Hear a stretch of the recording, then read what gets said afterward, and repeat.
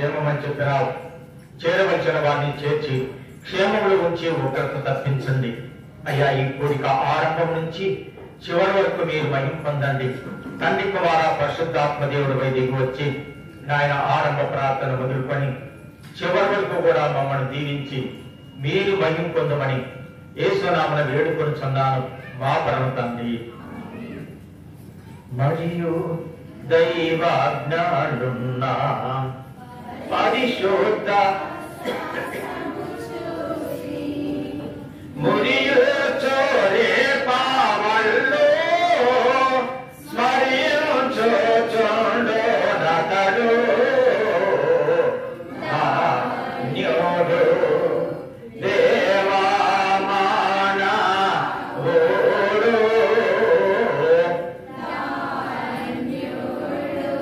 వాక్య వర్తమానంలోకి వెళ్దాం.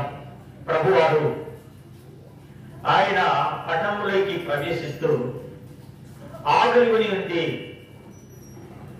అంజూరపు చెట్టు దగ్గరికి వచ్చిండు. మార్గంలో ఉన్న అంజూరపు చెట్టు దగ్గరికి వచ్చినప్పుడు అంజూరపు చెట్టులో ఆకులు గాని మరి కాయలు లేవు. ఆకలి దేవునికి ఉంది. చెట్టులో ఆకులు కొమ్మలు రెమ్మలు ఉన్నాయి కానీ కాయలైతే లేదు. కాబట్టి ఆయన ఆకలి తీరలేదు. దాని యందు మరి ఆకులు తప్ప మరి ఏమీ కనబడలేదు. మార్కు సువార్త 11వ అధ్యాయము 12వ వచనం చూసినట్టయితే వారు బేతనియా నుండి వెలుచుండగా ఆయన ఆకలి కొని ఆకులుగా అంజూరపు చెట్టును దూరం నుంచి చూసి దాని మీద ఏమైనా దొరుకునేమో అని దాని వద్దకు వచ్చి చూడగా ఆకులు తప్ప మరి ఏమీ కనబడలేదు.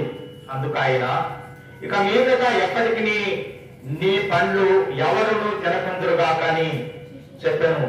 అది శిష్యులు వినిది.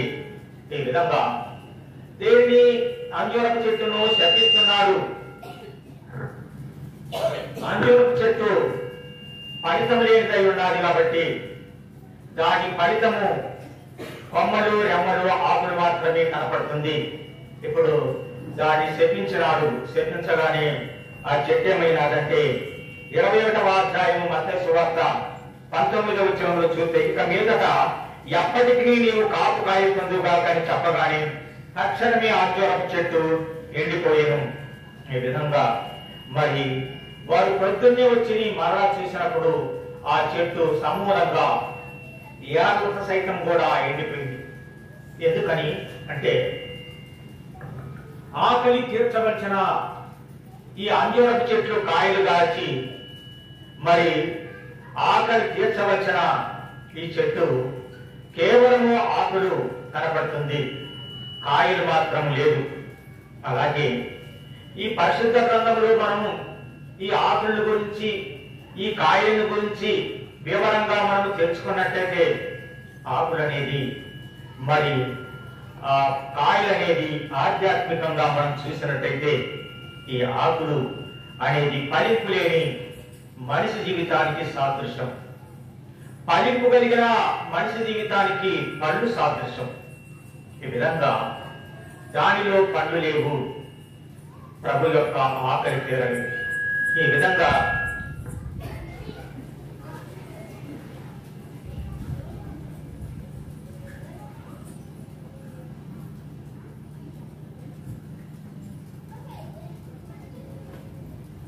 ఆకలి తీరనందున దానికి శాపం వచ్చింది. ఈ విధంగా శపింపబడిన అంజూరపు చెట్టు మరి కనపడ్డట్టు ఆధ్యాత్మికమైన జీవితంలో మన జీవితాన్ని కూడా ఒక చెట్టుకు పోల్చి ప్రభువారు కనపడుతుంది. చెట్టు లాంటి వారమై మన జీవితంలో పండ్లు ఉండాలని, ఆకులే కాకుండా పండ్లు కలిగిన జీవితం కావాలని దేవుడు చేస్తూ మనల్ని చెట్టును పోల్చి చెబుతున్నాడు. ఈ మత్తయి సువార్త 5వ అధ్యాయం 14వ వచనం చదివినట్లయితే మీరు లోకమునకు వెలుగై ఉన్నారు అని ప్రభువారు చెప్పడం అనేది ఇది ఒక అలంకారంగా కనకుండా కూడా మనిషిలో వెలుగు లేకుండా కూడా మన క్రియల్లో వెలుగు ఉండాలా. అందుకోసం మీరు లోకమునకు వెలుగై ఉన్నారు అని చెప్పినాడు. మత్తయి సువార్త 5వ అధ్యాయం 16వ వచనంలో చూసినట్టయితే మనుషులు మీ సత్క్రియలు చూసి పరలోకమందున్న తండ్రిని మహిమపరచెదరు. ఇది మహిమపరిచేవాడుగా మనము దేవుడి దగ్గర వెలుగు బిడ్డలుగా ఉండాలని, మీరు లోకమునకు వెలుగై ఉన్నారు అని దేవుడు చెబుతున్నాడు. ఆ వెలుగు ఏమై ఉన్నదంటే లోకమును మనము వెలిగించే వారమై ఉండాలా, మనలో వెలుగు కలిగి ఉండాలా. ఈ వెలుగు అనేది మరి మన యొక్క క్రియలు మనిషి జీవితంలో అనేకమైన క్రియలున్నాయి. కొన్ని అయితే మంచి క్రియలున్నాయి, మరికొన్ని అయితే మంచి లేవు. కాబట్టి ఈ సత్క్రియలనేది ఫలితానికి సాదృశ్యంగా, అంజూరపు చెట్టు యొక్క కాయలకు సాదృశ్యంగా ఉన్నది. అయితే ఆకులు అనేది ఫలితం లేని చెట్టుగా కనపడుతున్నది. కాబట్టి ఆకులు దాని చెట్టు అన్నమాట. కీర్తన గ్రంథంలో చూస్తే 1వ అధ్యాయం 3వ వచనం చూసినట్లయితే చెట్టు మానవులకు పోల్చడము అనేది కనపడుతుంది. అలాగే యెషయా గ్రంథము 5:7 చూసినట్టయినా కూడా, అలాగే దానియేలు గ్రంథము 4:22 చూసినట్టయితే ఒక చెట్టును దేవుడు దేనికి పోల్చుతున్నాడంటే మానవునికి పోల్చుతున్నాడు. ఈ మానవుడి యొక్క జీవితానికి పోలుస్తూ, వారి యొక్క ఆధ్యాత్మికమైన జీవితానికి పోలుస్తూ ఇక్కడ చూస్తున్నాడు. అతడు నీటి కాలువల ఎవరైనా నాటబడినదై ఆకువాడక తన కాలమందు పరమించి చెట్టు వలె ఉండును, అతడు చేయునదంతయు సఫలమగును. ఈ విధంగా ఈ యొక్క నీటి కాలువల దగ్గర ఉన్న చెట్టు అది ఎలాగుంటాదంటే ఎండిపోదు. అలాగా చెబుతూ కాలువ యొద్ద నాటబడినది ఆకువాడక తన కాలమందు ఏమిస్తున్నదంటే ఫలము.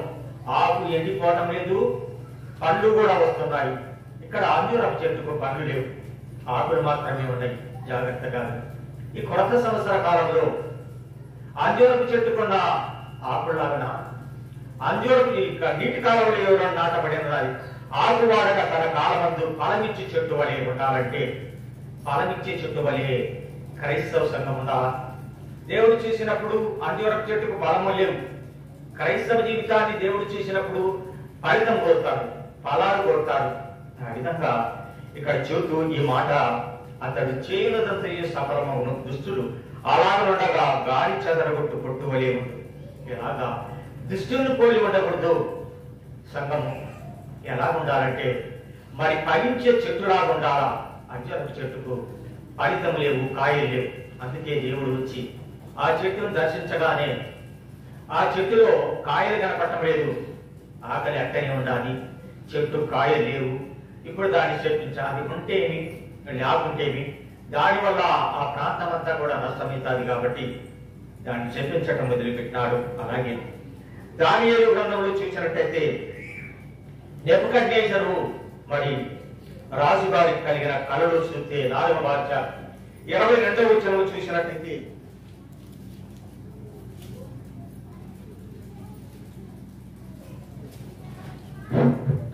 22వ వచనంలో చూసినట్లయితే రాజు ఒక కళ కంటాడు. ఆ కళ ఏమై ఉన్నదంటే చెట్టు అయి ఉన్నది.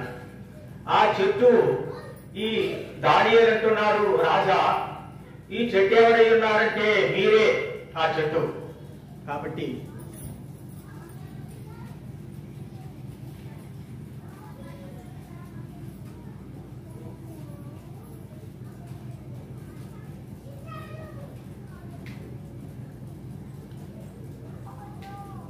మీరే ఆ చెట్టు అయి ఉన్నారని చెప్పడం గమనిస్తున్నాం. ఇక్కడ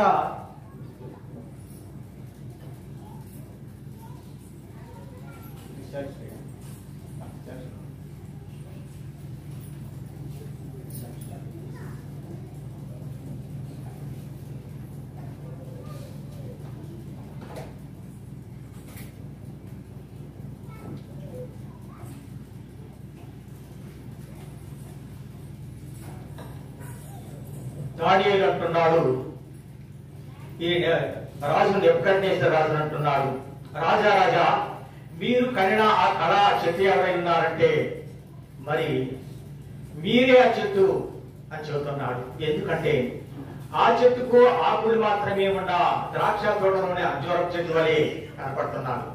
అలాగే ఇప్పుడు తను గర్వించడాన్ని బట్టి ఒక చెట్టుగా చూపిస్తూ దేవుడు దానియేలు ఆ దర్శనాన్ని వివరించినప్పుడు ఆ చెట్టు మీరే అని చెప్పడం అనేది గమనిస్తున్నాం కనుక. కాబట్టి ఇక్కడ దానియేలు కూడా చెట్టుకు వచ్చినాడు. మరి ఇక్కడ నెబుకద్నెజర్ రాజును కూడా చెట్టుకు వచ్చినాడు. దానియేలు కలడు చెట్టు అని చెబుతున్నాడు.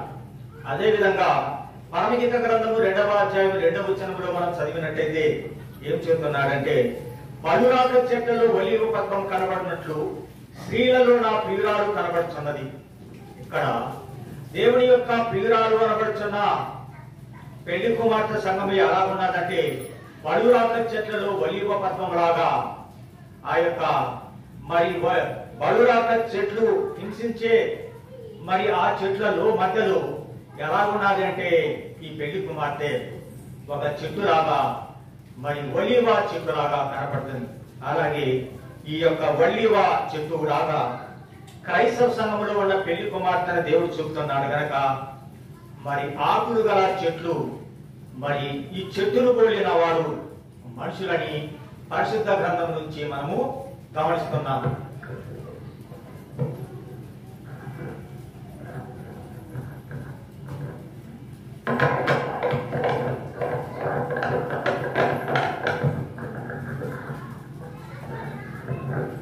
గమనించినట్టయితే ఈ విధంగా మరి ఆధ్యాత్మికమైన జీవితంలో మానవునికి దేవుడు చెప్పిన విషయం ఏమై ఉన్నదంటే, మీరు మనుషులు వెలుగై ఉన్నారు, మీరు ఆ ద్రాక్ష తోటలోని అంజూరపు చెట్టు వలె ఒక చెట్టై ఉన్నారు అని, ఫలించే చెట్టై ఉన్నారు.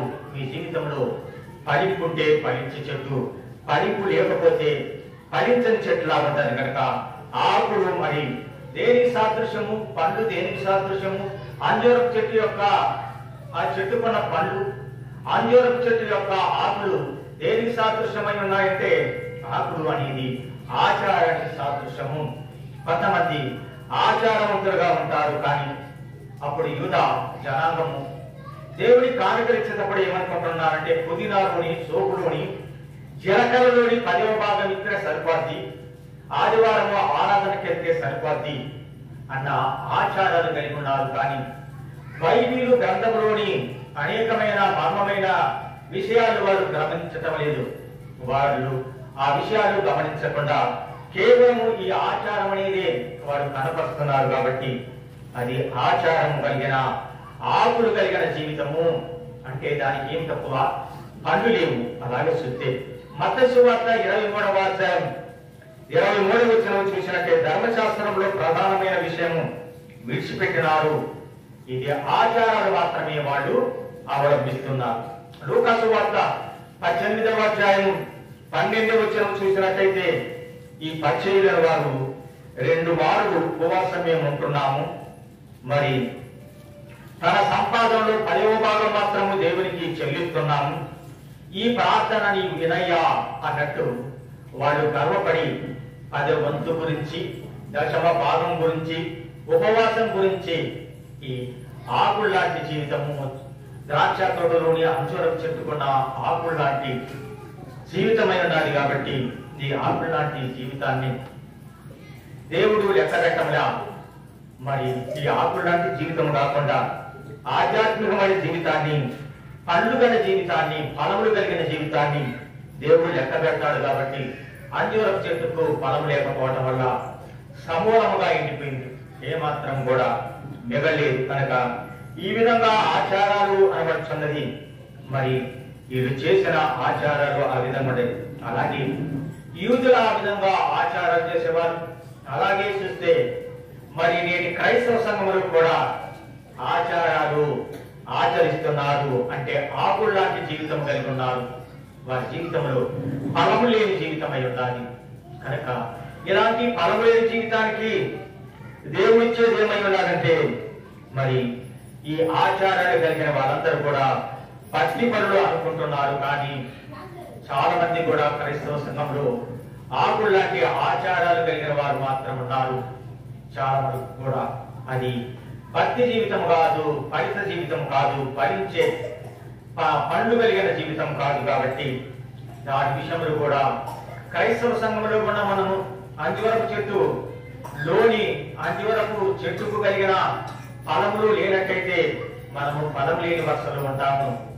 మరి ఆయన ఎలాగైతే శపించినాడో ఆ కాలమందు చూసి శాపానికి గురైతే మేము జాగ్రత్తగా ఉండాలా. కాబట్టి సంవత్సర కాలం అంతా గతించిపోయినా అది నూతన సంవత్సరం లేకొచ్చిన ఆయన దయా కిరీటం ఉంచావా? ఏదో మరి పట్టనట్టుంటావా? నీ జీవితం నువ్వే సమూలంగా నాశనం చేసుకుంటాం. మరలా వచ్చి చూడగానే అంజూరపు చెట్టు సమూలంగా పతనమైపోయింది, ఎండిపోయింది, ఏమాత్రం లేదు. అలాంటి క్రైస్తవ జీవితంలో ఆకులతో కూడిన జీవితమే కానీ ఫలితంతో కూడిన జీవితం కాదు. ఎలాగుంటావు? 2025 సంవత్సరం నిన్ను ప్రేమించి దేవుడిచ్చిన ఈ యొక్క నూతనమైన సంవత్సర కాలంలో ఫలములు కలిగిన జీవితం ఫలిస్తావా, ఫలము లేక ఉంటావా అనేది అది నిష్ఠ మీద ఆధారపడ్డది. కాబట్టి నీ ఇష్టాన్ని కొట్టేసుకో, దేవుని ఇష్టాన్ని నెరవేర్చుకో. అందుకై దేవుని ఇష్టంగా మరి జీవించడానికి, ఆయన గనపరచడానికి ఫలితము ఫలములు కలిగిన వారు ప్రభువు ఆకలి తీర్చుట. అంజూరపు చెట్టు దగ్గరికి వచ్చినప్పుడు ప్రభు కొన్న ఆకలి తేరలేదు. అయితే యోహాను సువార్త 4వ అధ్యాయం 7వ వచనంలోకి వచ్చినట్లయితే సమరయ స్త్రీ సుకారు అను ఊరిలోని ఒక బావి దగ్గర ప్రభువారు దప్పిక చేత ఉన్నట్టు వెళ్ళినప్పుడు ఆ దప్పిక నీళ్లు చేదుకోవడానికి వచ్చిన సమరయ స్త్రీ కనపడింది. ఆమె 5 భర్తలు కలిగిన ఆమెను దేవుడు ఏం చేసినాడంటే రక్షించినాడు. ఆ రక్షించిన సందర్భంలో దేవుడు ఆమెతో మాట్లాడుతున్నప్పుడు ఆయన శిష్యులైన వారు వాళ్ళ ఆకలి తీరటానికి ఊరిలోకి వెళ్ళి ఆహారం తెచ్చిండు. ఆహారం తెచ్చిన తర్వాత అయ్యా ఆహారం తీసుకొని వచ్చినాము, మనం భోంచేద్దాం రాని ప్రతిమ్రాత్రుడు యేసయ్యను. అప్పుడు యేసయ్య అంటున్నాడు, ఏమంటున్నాడంటే మరి బోధకుడా భోజనము చేయవని ఆయనను వేడుకొని యోహాను సువార్త 4వ అధ్యాయం 31వ వచనంలో చూసినట్టయితే వేడుకుంటే ప్రభు చెప్పిన మాట ఏంటంటే అందుకు ఆయన భుజించటకు మీకు తెలియని ఆహారము నాకు ఉన్నదని వారితో చెప్పాను. యేసయ్య ఇప్పుడు భుజిద్దాం రమ్మని ఈ యొక్క అక్షరంలోని అర్థంలో లోకం భుజించుతున్న ఆహారము తెచ్చినాడు. కానీ యేసయ్య ఏమంటున్నాడంటే నాకు నా ఆకలి తీరినాది. ఏంటంటే ఇక్కడ మరి నా తండ్రి పని నేను నెరవేర్చుడే నాకు ఆకలి తీరుట అని చెప్పిన దేవుడు ఆయన తండ్రి పని కోసం లోకానికి వచ్చినాడు. ఆ తండ్రి పని నెరవేర్చడానికి, ఆయన ఆకలి తీర్చడానికి నీ చేత అవుదా? అయితే ఆకలి తీర్చగలవు. నీ చేత కాదా? ఆయన ఆకలి అక్కనే ఉంటది. అయితే ద్రాక్ష తోటలోని అంజూరపు చెట్టు వలె నీవు కనపడతావు. ఆకలి తీరని వ్యక్తిగా, ఆకలి తీర్చని వ్యక్తిగా కనపడతావు. కాబట్టి ఆకలి తీర్చడానికి ఇప్పుడు అంటున్నాడు ప్రభు అన్న మాటలు ఏమన్నాదంటే ఆ సమరయ స్త్రీ బావు దగ్గర ఉన్న సమరయ స్త్రీతో మాట్లాడుతున్నప్పుడు శిష్యులైన వారు ఇచ్చినప్పుడు నాకు ఆకలి, మరి ఆహారము నాకున్నది, అందుకని భుజించటకు మీకు తెలియని ఆహారం నాకున్నదని వారితో చెప్పగా ఇక్కడ తెలియని ఆహారం దేవుడికి అక్కడి నుంచి వచ్చింది. శిష్యులు తీసుకొని రావడానికి పోయిండు. ఆయన తెలియని ఆహారము భుజించిండు, ఆకలి తీరిందని ఆ మాట చెబుతున్నా. అది ఆధ్యాత్మికమైన జీవితాన్ని గురించి చెప్పబడిన మాట ఉన్నది. కాబట్టి ఆధ్యాత్మికమైన జీవితంలో మరి ఆయన వచ్చిన ఏర్పాటు, ఆయన వచ్చిన విషయము, ఆయన వచ్చిన కార్యక్రమం అంతా కూడా ప్రజలను రక్షించడానికి. కాబట్టి ఇక్కడ సమరయ స్త్రీ రక్షింపబడ్డాది. ఈ రక్షింపబడ్డ సమరయ స్త్రీ మరి దేవుడి ఆకలి తీర్చే వ్యక్తిగా కనపడుతున్నది. అలాగే చూసినట్టయితే ఈ మత్తయి సువార్త 1వ అధ్యాయము 4వ అధ్యాయము 1వ వచనం నుంచి 4వ వచనం చూసినట్టయితే ప్రభువారు అక్కడ గెత్సెమనే వనంలో 40 దినములు ఉపవాసం ఉండి ఆయన ఆకలితో ఉన్నప్పుడు బయటికి వచ్చినప్పుడు దుష్టుడు వచ్చి నీవు నీ ఆకలి తీరడానికి ఈ రాళ్ళను రొట్టెలుగా చేసుకొని భుజించు అంటే ఆయన అన్న మాట ఏమై ఉన్నదంటే మరి నీవు దేవుని కుమారుడికి ఈ రాళ్లను రొట్టెలు చేయనట్లు ఆజ్ఞాపించుము. అందుకు ప్రభువు ఏమంటాడు, నన్ను మత్తయి సువార్త 4:4లో ఉన్నట్టు మనుషుడు రొట్టె వలన మాత్రం కాదు కానీ దేవుడి నోటి నుంచి వచ్చి ప్రతి మాట వల్ల జీవించును. ఈ మాట ప్రభువారు ఆ సాధారణుడు ప్రభు అడిగినప్పుడు ఏమంటున్నారంటే, దేవుని నోట నుంచి వచ్చిన ప్రతి మాట వల్ల మానవుడు జీవిస్తాడు అని రాళ్లను రొట్టెలుగా చేసుకుని బ్రతుకమన్నప్పుడు ఆయన ప్రభు ఆఖరి మన యొక్క జీవితంలో నుంచి, మన యొక్క ఏర్పాటు నుంచి ఫలము కలిగిన వారిమై ఉంటే ఆ ఫలితాన్ని బట్టి దేవుడు ఆకలి తీర్చాలి. అందుకోసమే లోకానికి వచ్చిన దేవుడు ఆకలి తీరే ద్రాక్ష తోటలోనే అంజూరపు చెట్టు వలె మనం కనపడాలా, ఆకుల్లాగా కాదు కానీ ఫలములు కలిగిన వారిగా మనం కనపడటానికి ఫలాన్ని గురించి ఫలం లేదని చెబుతూ ఫలమును సంపాదించుకునే వారి వరుసకై చెబుతున్నాడు. చెట్లు కొన్ని రకాలుగా కనపడుతున్నాయి. ఫలము లేకుండా ఆకులు గల చెట్లు మత్తయి సువార్త 21వ అధ్యాయం 18వ వచనం చూసినట్టయితే ప్రభు చర్చించినట్లు ఇక్కడ యెషయా గ్రంథము 29వ అధ్యాయం 13వ వచనం చూసినట్టు అలాగే ప్రభు సెలవిచ్చిన మాట, ఈ ప్రజలు నోట మాటలతో నా యొద్దకు వచ్చుచున్నారు, పెదవులతో నన్ను కనపరుచుచున్నారు కానీ తమ హృదయములు నాకు దూరముగా ఉన్నాయి. ప్రజల యొక్క హృదయాన్ని దూరపెట్టి వారి నోటి మాటలు పైన మాటలతో నన్ను కనపరుచుతున్నారు, హృదయము నాకు ఇవ్వటం లేదు అని దేవుడు తెలియపరచుకుంటున్నారు. ఈ మరి యొక్క కొత్త సంవత్సరంలో ఉన్న మనమే మాటలతోనే కాలం గడుపుతామా? దేవుడి ఆయన అంతరంగంలోకి రావడానికి ఆయన మన హృదయాన్ని కోరుకుంటున్నాడు.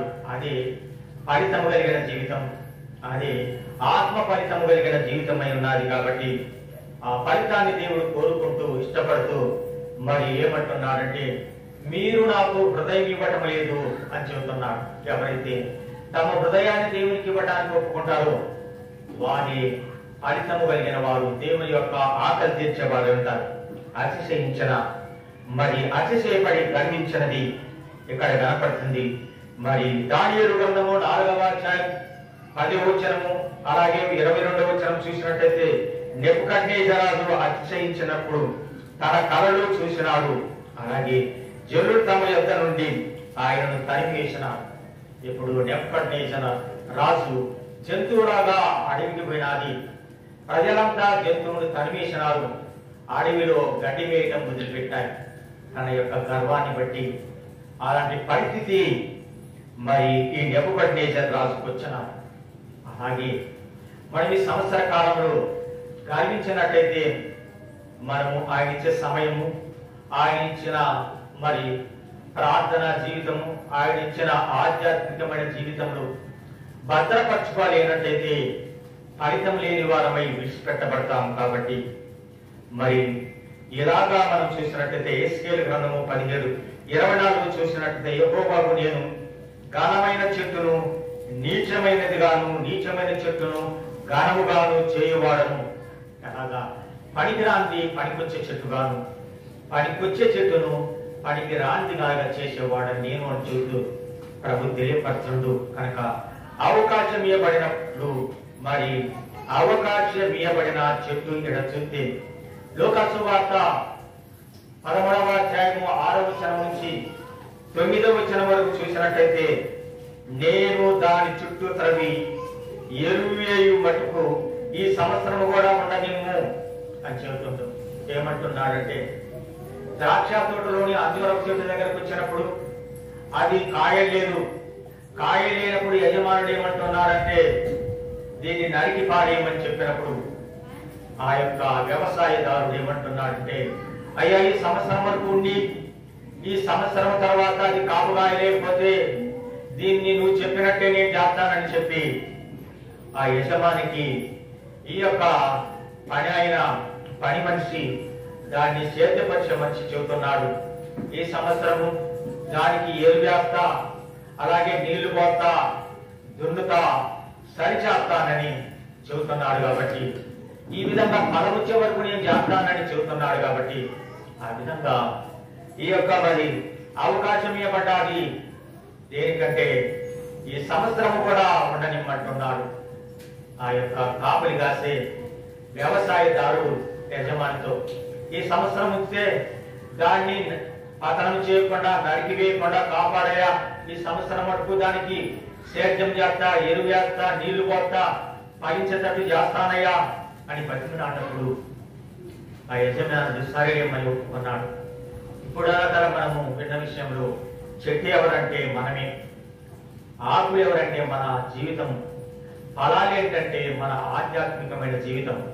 ఎలాగా ఇప్పుడు చెట్టు దగ్గరకు వచ్చినప్పుడు ఎరువేసి నీరు పోసే కాపుదల కాసి మరి ఈ ఎరువు అనేది ఆధ్యాత్మికమైన పోషణ ఆహారము, నీరు అనేది వాక్యాహారము, ధ్యానాహారం. వీటి అన్ని కూడా క్రైస్తవ సంఘంలో ఉన్న విశ్వాసులకు వారు ఫలించి అభివృద్ధి చెంది విస్తరించడానికి మరి ఒక సంవత్సరము దయాశీలుడైన ప్రభువారు మన ఎడల కనికరం చూపి కోరినారు.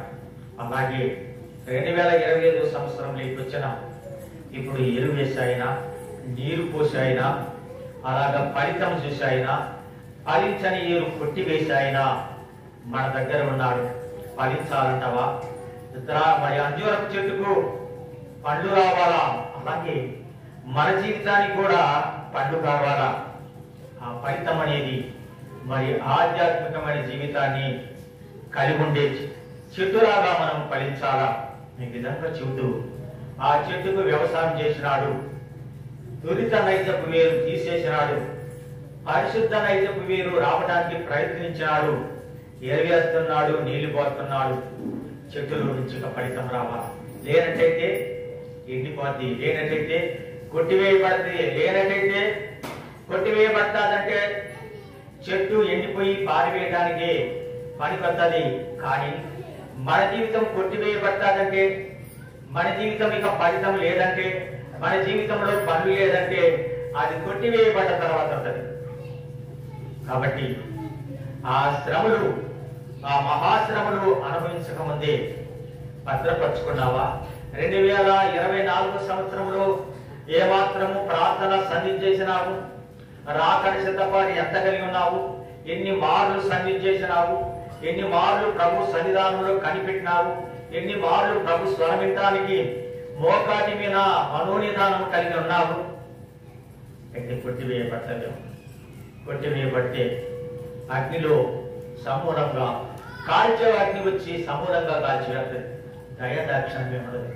కాబట్టి అలాంటి పరిస్థితిలో ఏర్పడ్డప్పుడు ఆయన మరి అవకాశం ఇచ్చినాడు. ఈ ద్రాక్ష తోటలోని అంజూరపు చెట్టుకు మనకు కూడా ఒక అవకాశం ఇచ్చి నూతన సంవత్సరంలోకి నడిపించినాడు. నేడు రేపు అన్నట్టు రాకడ ఉన్నది. ఈ రాకడ కాలం ముందు మనం ఉన్నాము. ఈ కాలంలో మరి ఫలించేవారం ఏమిటని మరి ఆయన ఏర్పాటులో ఉండగలుగుతాము. ఆయన ఇచ్చినట్టయితే ఏర్పాటులో ఉన్నవారు మాత్రమే ఫలించేవారు, ఏర్పాటు లేని వారు శ్రమల పాలయ్యేవారు, అలాగే దేవుడి ధిక్కరించిన వారు మరి నరకాగ్నికి పాలయ్యేవారు ఇస్తారు. కాబట్టి ఈ విధంగా మరి అవకాశం ఇచ్చినాడు. ఇక్కడ సారపతి విధవరాలను చూసినట్టయితే ఆమెకు ఒక అవకాశం కలుగుతున్నది.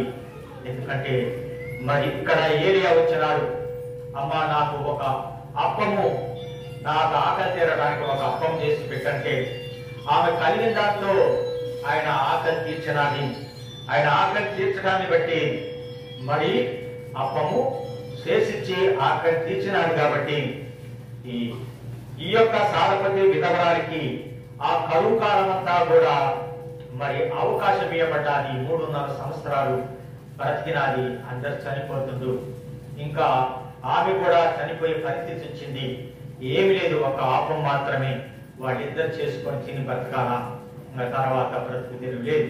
అట్లాంటి ఆమె కూడా అవకాశం దొరికినది.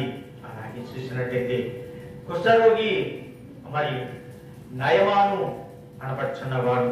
ఈ కుష్ఠరోగి దేవుడిచ్చిన అవకాశాన్ని బట్టి మరి సైన్యాధిపతి అయిన నయమాను కుష్ఠరోగం నుండి బాగుపడటానికి దేవుడు అవకాశం ఇచ్చాడు. అలాగే మరణానికి వచ్చి ఆ యొక్క నదిలో 7 మార్లు మునిగి సిద్ధుడైపోయినాడు. పాపం గడకబడ్డాడు. మనకున్న అవకాశం 365 రోజుల్లో నీకున్న అవకాశాన్ని దేవుని దగ్గర పోరాడు. ఇది దేని గురించి పోరాడవచ్చు. ధనం కావచ్చు, ధాన్యం కావచ్చు, ఉద్యోగం కావచ్చు, కుటుంబం కావచ్చు, రకరకాలైనది కావచ్చు. కానీ అవి మొత్తం ఇక్కడ వదిలిపెట్టిపోయే ఎత్తబడాలంటే, ప్రభుత్వం కూడా వెళ్ళాలంటే ఆత్మ ఫలాలు కావాలా. ఆత్మ ఫలాలు కావాలంటే ఆయన నీతో చెప్పున్నది చేసి, నువ్వు చెప్పింది ఆయన చేయాలంటావు. కానీ ఆయన చెప్పింది నువ్వు చేయాలని ఇష్టం నీకుందా ఉంటే గంటల తరబడి కనిపెడతా, ఉంటే సన్నిధి రేపడతావు. నా పనులు తర్వాత చేసుకోవచ్చు, నేను వెళ్ళవలసిన చోటికి నేను వెళ్ళాలని ఆశ కలిగి ఉంటావు. కాబట్టి అవకాశం నీకు 2025లోకి మళ్ళొక అవకాశం ఇచ్చినాడు. దేవుడు చూస్తున్నాడు నీ జీవితాన్ని. దేవుడిచ్చిన పనులు మాత్రమే చేయగలిగాలి. నీతివంతులు అనపడుచున్న వారు ఇక్కడ కీర్తన గ్రంథము 92వ అధ్యాయంలోకి వచ్చినట్టయితే మరి 12వ వచనంలో చదివితే, నీతివంతులు ఖర్జూరపు వృక్షం వలె మువ్వవేయుదురు, లెబనోను మీద దేవదారు వృక్షం వలె వారు ఎదుగుదురు. యెహోవా మందిరములో నాటబడిన వారై వారు తమ దేవుని ఆలయంలో వర్ధిల్లుదురు. వారు ముసలి తనమందు ఇంకా చిగురు పెట్టెదరు, సారం కలిగి పచ్చగా ఉందురు అన్నమాట. నీతివంతులకు వారు అంజూరపు చెట్టు వలె నరకేయమని చెప్పండా? అట్టలేదు. మొసలి తరం వచ్చినా కూడా మూవవలే ఫలిస్తారు, మూవవలే ఎదుగుతారని చెబుతున్నారు. అలాగే ఖర్జూర వృక్షం వలె మూవవేయుదురు, లెబనోను మీద దేవదారు వృక్షం వలె.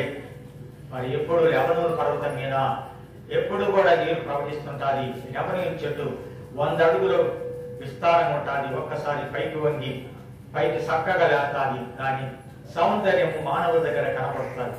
ఇలాగా మరి నీతివంతుల జీవితం ఉంటుంది. కాబట్టి నీతివంతులు మొరను నీటి కాలంలో యోరం నాటబడినదై అని కీర్తన గ్రంథము 1వ అధ్యాయంలోని 1వ వచనము చూస్తూ, అతడు నీటి కాలంలో యోరం నాటబడినదై ఆకువాడక తన కాలమందు ఫలమించు చెట్టు వలెను, అతడు చేయనదంతయు సఫలమగును. ఇలాగా నీటి కాలువల దగ్గర ఉన్నది ఏముంటది? నీటి కాలువల యోరం నాటబడినదై ఆకువాడక తన కాలమందు ఫలమిచ్చు. ఆ నీటి కాలువల యోరం ఉన్నది. ఆకులు ఏనంటే ఫలితం కూడా ఉంది. ఫలమిచ్చు చెట్టు వలె, ఫలితం పడే చెట్టు వలె. మరి ఇలాగా నీటి కాలువ అంటే ఆయన వాక్కు, ఆయన మాట దగ్గర ఉన్నట్టయితే అలాంటి ఫలితం కలిగిన వారిగా మనం కనపడతాం. కాబట్టి అలాగా మరి ఇక్కడ మంచి ఫలములు ఫలించని చెట్లు కూడా ఉన్నది. యెషయా గ్రంథము 5వ అధ్యాయం 1వ వచనం నుంచి 7వ వచనం చూసినట్టయితే, మరి మీ సత్వ భూమి గల కొండ మీద ద్రాక్ష తోట నాటి ఆయన దానిని బాగుగా త్రవ్వి రాళ్లను ఏరి శ్రేష్టమైన ద్రాక్ష చెట్లను నాటించను, అయితే అది కారు ద్రాక్షలు కాసను అని రాయబడింది. మరి ఇంత పని చేసిన తర్వాత కూడా అది కాసింది ఏంటంటే కారు ద్రాక్షలు కాసింది. అలాగే చూస్తే మత్తయి సువార్త 3:10 చూసినప్పుడైతే ఇప్పుడు గడ్డ చెట్టు ఏరున ఉంచబడి ఉన్నది కనుక మంచి ఫలములు ఫలించని ప్రతి చెట్టు కూడా నరికి అగ్నిలో వేయబడు. మంచి ఫలాలు ఉండాలా, కారు ద్రాక్షలు ఉన్నాయి. అసలు ఫలించని చెట్టు ఫలితమే అసలు కనపడటం లేదు, కేవలం ఆకులు కనపడుతుంది. కొన్ని మేము ఫలించడామని చెప్పుకుంటున్నాయి కానీ సేదు కనపడుతుంది. సేదు ఎవరు తింటారు అంటే ఇక్కడ ఫలించడానికి ఇష్టం లేదనమాట. తన జీవితంలో చూస్తే ఫలించినట్టున్నది కానీ ఆ చెట్టు దగ్గరికి పోతే అవి తినే కాయలు కాదు, తనకిష్టమైన కాయలే కాసినది. కాబట్టి దేవునికి ఇష్టమైన ఫలితము అది చూపలేకపోయినది. దేవునికి ఇష్టమైన ఫలితము మనలో ఉండటానికి మరి మంచి పనులు ఫలించే చెట్టులాగా కనపడాలంటున్నారు. కాబట్టి ఆయన యందు నిలిచి ఉండటము. ఇక్కడ యోహాను సువార్త 15వ అధ్యాయం 15వ వచనంలో చెప్పిన మాట ఏమై ఉన్నాడంటే,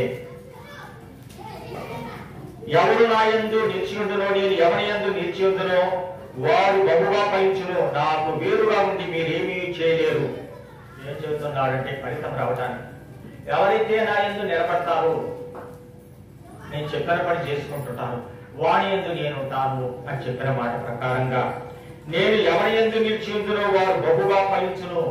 కొద్దిగా కాదు, బాగా ఫలిస్తా. నీ జీవితంలో ఎలాగ ఫలించాలంటున్న ఒక అబ్బాయి పరిచయం అవుతూ, నేను బాగున్నాను, మరి నాకు దైవ సన్నిధి దూరం అయితేమో కొద్దిగా మాత్రమే తెలుసుకున్నాడు. నాకెంతవరకు దైవ సన్నిధి లేదు, నా క్రమం అంతా కొంత అక్రమంలో ఉన్నాను, దేవుడు నన్ను పట్టుకున్నాడు. ఈ సన్నిధి ప్రభావం నేను గమనించినాను. ఇంత ప్రభావం ఉందా? తను హెచ్చరించిన మాటలు, తన అంతరంగంలో ఉన్న దేవుడి బైబిల్ మిషన్ యొక్క ఈ చరిత్ర, బైబిల్ మిషన్ యొక్క ఈ సిద్ధపాటు, ఫలించే సిద్ధపాటును గమనించినప్పుడు మరి ఆయన మాట్లాడిన మాటలు ఎన్నో సంవత్సరాలుగా ఉన్న మీ జీవితంలో నుంచి రాలేదంత ఎప్పటి నుంచి ఇదా బైబిల్ మిషన్ పిల్లవాడు కొంత గమనించిన వాడు, ఇంత అయ్యగా చరిత్ర ఇంత ఉందా ఆశ్చర్యమని ఆ ఫోన్ ఆన్ చేసి అదే పెట్టుకుంటాడు ఎక్కువ. కనుక నేను ఫలించేవారిగా కనపరచడానికి దేవుడు ఆయన మంచిని ఇక్కడ ఆయన యందు నిలిచి ఉండటము, ఎవరి యందు నేను నిలిచి ఉన్నాను, ఎవడు నా యందు నిలిచి ఉన్నాడు అంటే పోగొట్టుకోకుండా దేవుణ్ణి మరి విడిచిపెట్టకుండా ఆయన పట్టుకుంటూ, మరి ఆయన కూడా ఈ మనిషిని విడిచిపెట్టకుండా ఉంటూ ఉన్న స్థితిని తెలియపరచు అంటున్నా. ఎవడు నా యందు నిలిచి ఉండు, నేను ఎవరి యందు నిలిచి ఉందునో వాడు బహుగా ఫలించును. ఇక ఫలితంలో కొత్త కాదన్నమాట, ఎంతో ఫలితం ఉంటుంది నీ జీవితంలో.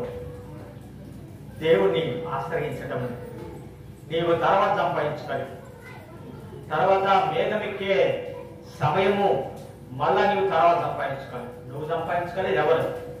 ఇది అనుకూల సమయము, ఇది ప్రభు వచ్చే సమయము. ఈ సమయాన్ని భద్రపరుచుకుంటావా? లోకములు చేసే సమయం కన్నా పరలోకం రాజ్యంలో వెళ్ళే నేను ఎవరి యందు నిలిచిందునో అది సంపాదించు. అప్పుడు వర్ధిల్లుతావు. ఇప్పుడు ఎలా కలుగుతావు? అది నోటి మాట అంతా కాదు, నోటి మాట ప్రయత్నం చేయాలి. ఇది కష్టమై రక్తం కాలేదేం కాదు, ప్రయత్నం చేయాలి. అంటే నీవు ప్రయత్నం చేయడానికి ఇష్టపడటం లేదు, అన్ని చేయడానికి ఇష్టపడతారు కానీ దైవ సన్నిధిలో కనిపెట్టడానికి ఇష్టపడరు అనే ఒక భక్తుడంట. కాబట్టి ఈ విధంగా దేవుని సన్నిధిలో కనిపెట్టి దేవుని మాట ఏందో నేను తీసుకోవాలా, దేవుని నోట మాట ఏందో నేను తీసుకోవాలి సంవత్సరము అని ఆయన దగ్గర కనిపెట్టే వాళ్ళు ఎవరు? ప్రజల దగ్గర ఆ మనిషి రాకపోయినాయి, ఆ మనిషితో మాట్లాడదామే అన్న సమయం ఎక్కుతాను. దేవుని గ్రంథంలోని అనేక మర్మములు ఉన్నాయి, ఆ గ్రంథం చదువుదాం కొన్ని అధ్యాయాలని. ఎవరు ఆ గ్రంథాన్ని పఠిస్తారు? లోతైన మర్మం తెలుసుకుందామని ఎవరు దాని ఎంతో ఆశ కలిగి ఉంటారు. అందుకోసమే ఎన్నిక జనము కదా, ఏర్పాటు జనము, పిలవబడిన వారు విధాలు మంచి నేడను పడనివి ఏమై ఉన్నాయంటే మరి ప్రభు చెప్పినవి. మరి ఉపమానములు చూసినట్లయితే మత్తయి సువార్త 13వ అధ్యాయం 3వ వచనం నుంచి 9వ వచనంలో చూసినట్లయితే మరి కొన్ని మంచి నేల పడలేదు, కొన్ని రాతి నేల పడ్డాయి, కొన్ని పొదల్లో పడ్డాయి, కొన్ని త్రోవలు పడ్డాయి, కొన్ని మాత్రమే మంచి నేల పడ్డప్పుడు అది 30 60 100 ఫలించింది. మంచి నేల అనేది ఫలితానికి సాదృశ్యమై ఉన్నది. కాబట్టి మంచి నేలని ఎత్తుకో ఇప్పటికైనా, ఫలించడానికి ఎత్తుకో ఇప్పటికైనా. లేకపోతే ఆడ చెట్టు దగ్గర గొడ్డలే కనపడాలి, మన జీవితంలో అగ్ని వస్తాయి. భూమి ఏమంటాదంటే మనం చేసిన పాపాన్ని బట్టి, ఓ ఆది మానవుడా నీవు చేసిన పాపాన్ని బట్టి నేను భరించలేకపోతున్నా, ఇంత పని చేసినావు నీవు. అప్పుడు ఈ భూమిని అగ్ని చేత దహింపజేస్తాడు, కాల్చివేస్తాడు. మానవుడా నీవు చేసిన పాపాన్ని బట్టి నాపై అగ్ని వచ్చింది అని భూమి గడగడ వణికే పరిస్థితులు ఏర్పడ్డ చేసింది మానవుడే. కానీ దేవుడు ఇంకా ప్రేమిస్తున్నాడు. కాబట్టి ఆ విధంగా మరి చెట్టు మంచిదిగా ఉండాలి అని చెబుతూ మత్తయి సువార్త 13వ అధ్యాయం 24వ వచనంలో చూసినట్టయితే ఉపమానములు పరలోక రాజ్యము తన పొలములో మంచి విత్తనములు విత్తన మనుషుని పోలి ఉన్నది. ఎవరంటే ఈ పరలోక రాజ్యము అనబడుతున్న మంచి విత్తనాలు వేసిన మనిషి ఏ విధంగా అయితే ఉన్నాడో ఆ విధంగానే ఈ పరలోక రాజ్యము అనేది మంచి విత్తనములతో ఆధ్యాత్మికమైన జీవితము కలిగి మరి మనుషులు నిద్రించుచుండగా శత్రువైన సాతాను వచ్చి గోధుమల మధ్య గురుగులను విత్తును.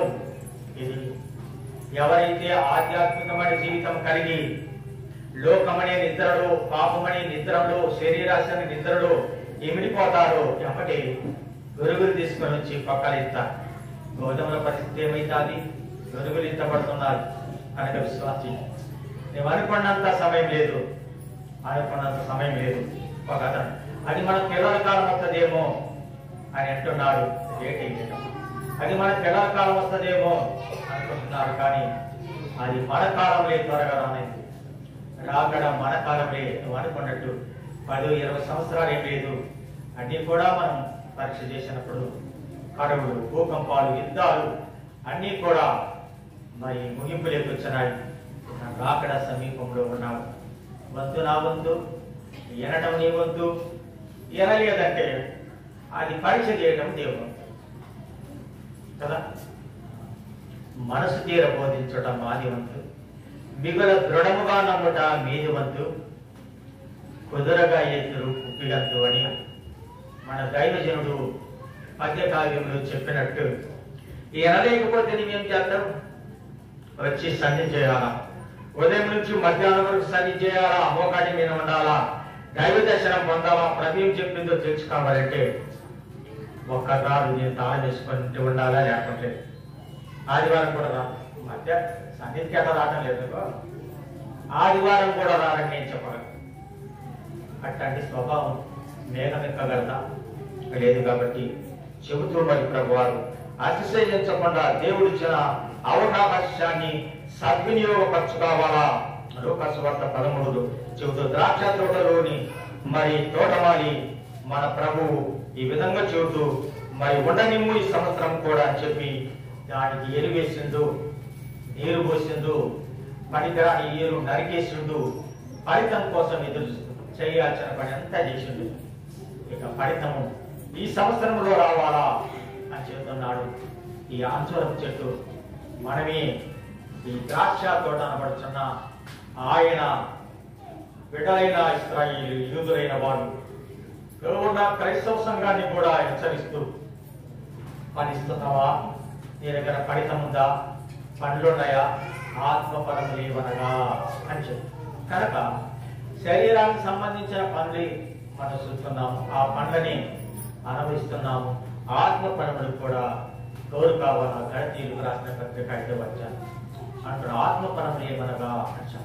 కనుక మన ఆధ్యాత్మికమైన జీవితము ఫలించినట్టయితే నీ చేతులారా దాన్ని పతనం చేస్తున్నావు. కాబట్టి ఏమంటూ నూతన సంవత్సరంలోకి వచ్చిన వారు ఆత్మ ఫలములు కలిగి ఫలించినట్టయితే ఆయన ఈ చెట్టును బహుగా ఫలించే చెట్టుగా, మన జీవితాన్ని ఇంకా ఫలించే చెట్టుగా మరి ఉన్నతమైన పరలోక రాజ్యంలో ఉన్న 7 సంఘంలో ఉన్నతమైన సంఘంగా నేను కనపరుస్తాడు. కాబట్టి ఇప్పుడు ఏమి మొదలు పెట్టలేకుంటే ఇకనైనా మొదలుపెట్టు.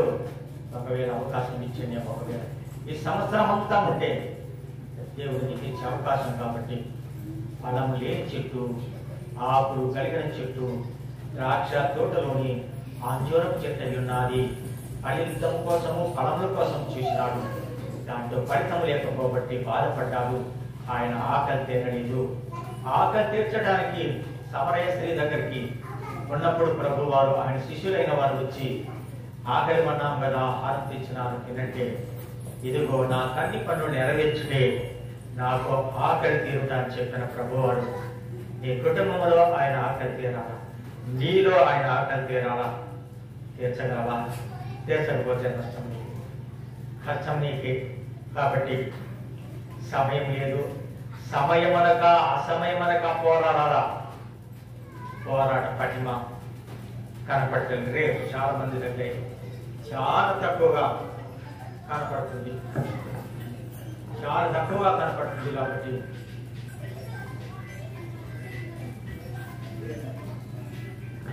ఉన్న సమయాన్ని వాడుకొని భద్రపరచుకోండి.